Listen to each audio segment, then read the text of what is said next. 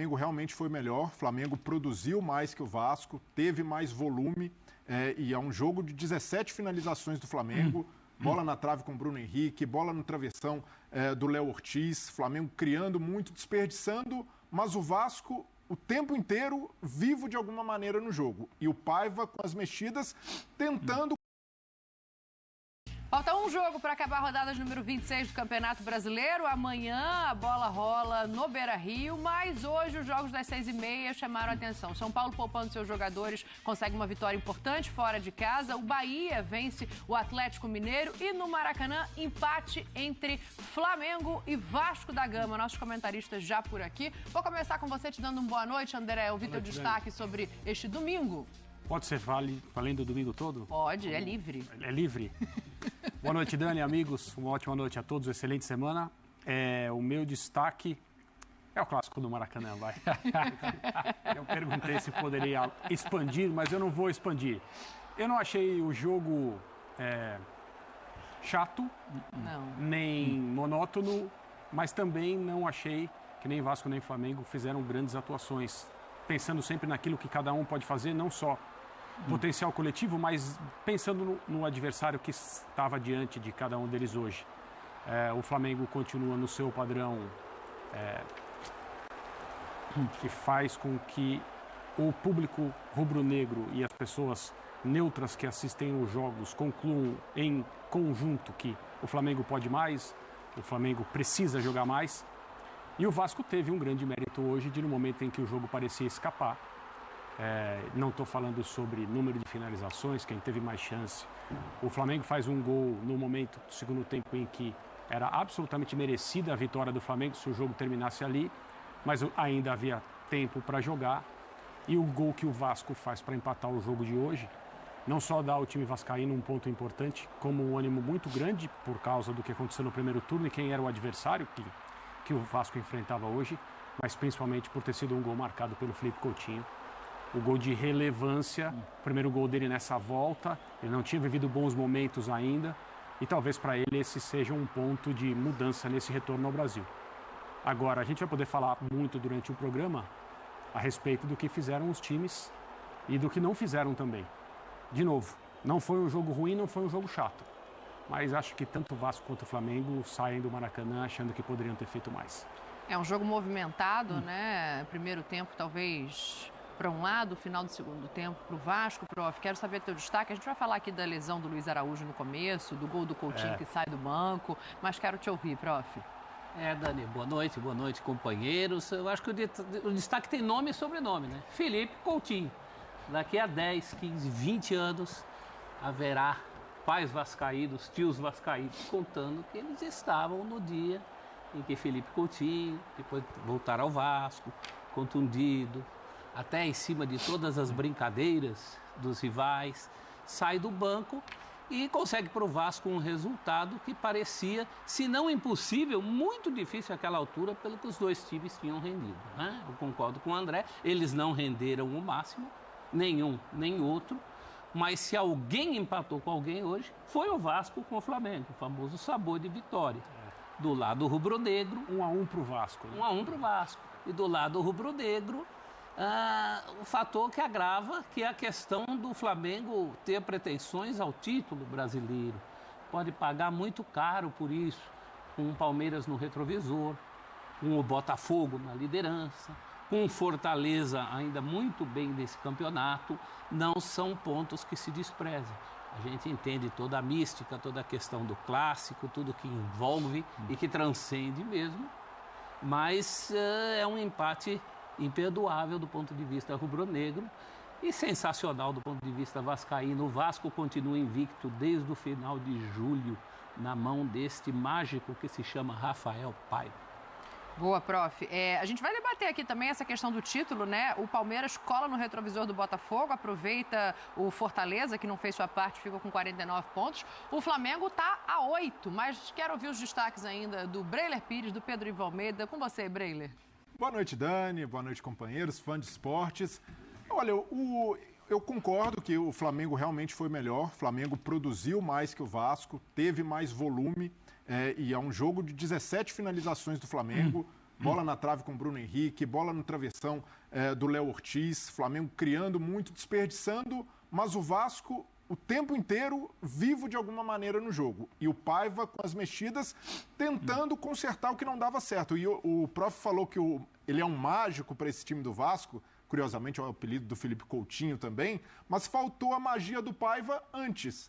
Poderia ter feito, antecipado as mexidas, já que o time do Vasco estava com dificuldade para engrenar, para jogar. Então, se essas mexidas tivessem acontecido antes, o Vasco poderia ter até tentado uma melhor sorte no jogo, porque faltava justamente a velocidade do time, a dinâmica que teve no contra-ataque, em que sai o gol do Felipe Coutinho, e por mais que o time possa ter deixado ali o torcedor apreensivo no primeiro tempo, mais uma vez com essa necessidade de melhorar no segundo que não jogou no primeiro, e também ter sido inferior ao seu rival, mas por outro lado, se a gente analisa o contexto, no mesmo campeonato o Vasco sofreu sua maior goleada para esse mesmo adversário na história do confronto, numa crise terrível, e hoje se vê na parte de cima da tabela, com uma distância muito confortável da zona de rebaixamento, podendo focar no objetivo da Copa do Brasil, e o principal, num jogo em que um empate é um banho de autoestima para o torcedor vascaíno, por arrancar esse resultado e principalmente pelo Felipe Coutinho ter jogado 20 minutos e marcado um gol, porque havia ali... Ele jogou apenas 4 partidas, ficou mais de um mês fora e volta marcando um gol de empate, um gol que dá um ponto importante para o Vasco nesse cenário todo. Então, hoje sim, o torcedor vascaíno pode dizer que o Coutinho voltou e que o time está resistindo, o time está brigando e querendo demais nessa temporada sob o comando do Paiva. É mais de 63 mil pessoas no Maracanã. Se você perguntar aos torcedores que saíram dali, provavelmente os torcedores do Vasco, apesar do volume final de jogo, estão mais satisfeitos do que os do Flamengo, né, Pedro? Tudo bem? Tudo bem, Dani. Achei que a Dani não ia deixar eu falar, mas um beijo especial para você. Não, claro. Eu estava ansioso por esse momento. Achei que ela tentou... Você não percebeu a ordem da dinâmica. Eu tentei, claramente ela tentou devolver. Tinha que ser o primeiro, mas era isso? É um linha de passe especial com você, Daniela, professor Breilha, André, agora falando sério. Você traz essa observação e é importante essa sensibilidade, porque o clássico, ele permite isso. O clássico tem viradas, né? De situações, viradas de chave dentro de ano, dentro de competição. E um clássico é um clássico onde um time jogou mal, o Vasco jogou mal, o Vasco teve um primeiro tempo, sabe, de em algum momento torcer para acabar o primeiro tempo e comemorar que não levou gol. O Vasco teve dificuldade no segundo tempo, o Vasco não se encontrava em campo e a torcida sai feliz, a verdade é essa.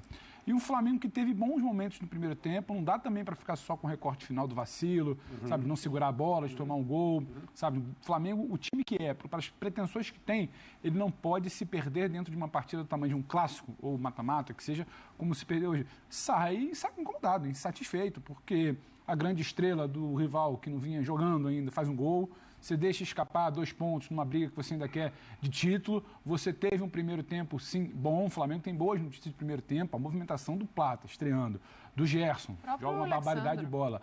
O Arrascaeta e o Bruno Henrique, a movimentação deles é muito interessante. Isso sem falar do que jogou e do que joga Léo Ortiz. Então, tudo que o Flamengo teve de bola, teve de criação, teve de circulação, teve de aceleração e fez um gol. E não mata, e não segura essa bola no pé. O Flamengo tem qualidade no seu elenco para segurar essa bola no pé. Se cansou, tudo mais. O Vasco tinha dificuldade de jogar. E o Vasco precisou de uma bola para ferir esse Flamengo. Então, acho que é algo que o Flamengo precisa pensar. O Flamengo também vai precisar pensar sobre finalização sem o Pedro. Sobre não basta ter a movimentação do Plata, o Gerson saindo de um lado para o outro, a Arrascaeta fazendo uma que seria ali do Luiz Araújo, o Bruno tentando se movimentar, o volume, 17 finalizações que a gente falou, né? E você não espetar, você vai ter que espetar um Peñarol dentro de casa para fazer vantagem, você vai ter que machucar um Peñarol talvez fora de casa para se classificar, falando de Libertadores.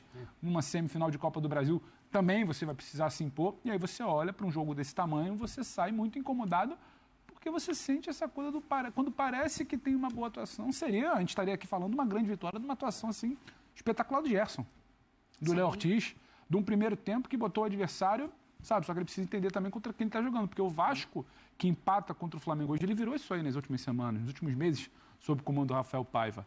Ele não joga bem contra o Atlético Paranaense. Em Curitiba, quando se classifica. Mas ele não se ausenta, né? Ele tem momentos muito complicados contra o Atlético Paranaense em São Januário, mas ele vira. ele compete, ele tem um gol, ele sustenta a pressão, ele não se entrega contra o Flamengo. O Vasco, de alguns anos atrás, tomar 1-0 do Flamengo era... Você podia trocar de canal, você podia fazer outra coisa, porque ou o Flamengo ia sustentar com muita tranquilidade, ou o Vasco ia tomar mais. E hoje não. Então o Flamengo também tem que saber quem é que está do outro lado.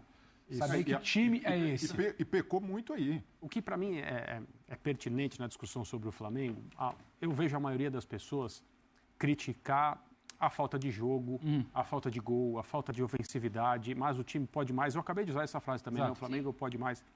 Mas o que mais me estranha, sendo um time treinado por essa comissão técnica, o jogo de hoje ilustra bem. Se o Flamengo tivesse conseguido fechar o jogo depois do gol do Gerson, com posse, com solidez defensiva, a gente diria que, olha, foi brilhante? Não foi. Mas foi melhor do que o Vasco o tempo todo. Sim. Fez um gol de rara capacidade coletiva, né? O Wesley, De Arrascaeta, Gerson. O Gerson jogou demais, o Léo Ortiz jogou demais e o Flamengo fez uma partida correta, quente, importante contra um adversário que é diferente dos outros. Né? A gente falaria. E ganhou. Acabou. Haveria pouco espaço para qualquer crítica, mesmo porque mais um jogador se machucou, e é um jogador que era meio um super-herói, porque todo mundo se machucava e ele não, né? E o Arrascaeta entrou meio na emergência, ficou mais tempo em campo do que deveria, do que talvez até pudesse ficar, mas não, o Flamengo não consegue fechar o jogo. Sim. E não é que não consegue fechar o jogo porque não faz o segundo gol, não consegue fechar porque mostra de novo fragilidade defensiva, e para mim esse é o ponto estranho. Porque ao longo da carreira do Tite, ele teve até alguns times que eram ofensivamente interessantes, no sentido de estão jogando talvez no máximo da sua capacidade. Extremamente maduras nesse cenário. Com mas 1-0 nesse cenário, acabava o jogo. O zagueiro não ia vacilar como o Léo Pereira. 1-0 no meio do primeiro tempo, acabou o jogo. Pode, como você falou, pode trocar de canal. E não foi só hoje, não é só hoje. Aliás, exceto o recorte do campeonato estadual, que a gente de novo insistiu, foram feitas poucas ressalvas, isso tem pouca relevância para o que interessa no calendário de um time como o Flamengo, mas fora o campeonato estadual, o Flamengo é um time que permite ao adversário, e permitiu hoje. E o gol que o Flamengo toma, para um time que está brigando e tem a pretensão que o Flamengo tem na temporada, é inadmissível, é de chegar no vestiário, de ter bronca, de ter conversa num tom alto.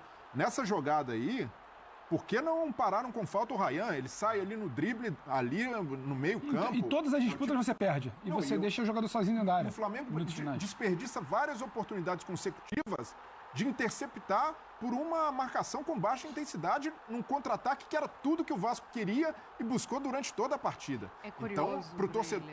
Desculpa te interromper, mas eu vou te devolver a palavra só porque eu acho que tem um ponto aí que é fundamental nesse debate, que é a visão do próprio torcedor do Flamengo, né? Você pega a rede social, você lê as mensagens, você vai ver torcedor muito bravo realmente com a questão defensiva, que já é uma questão anterior ao Tite. Sim. Mas hoje o torcedor ele faz duas ressalvas. Uma, jogou melhor do que vinha jogando, no sentido de ter e controlar a bola. O primeiro tempo é muito interessante. E o torcedor do Flamengo, ele acaba mais incomodado com o que o Pedro trouxe para a gente debater, que é a questão de quem vai pegar essa bola e chutar no gol, do que efetivamente com a questão defensiva. Porque, assim, existem muitas bolas, e aí a gente analisando o jogo, que o Gerson toca para o lado em vez de chutar no gol. E aí a bola que o Rascaeta, que o esforço vacila, e o Rascaeta sai cara a cara. Então, eu acho que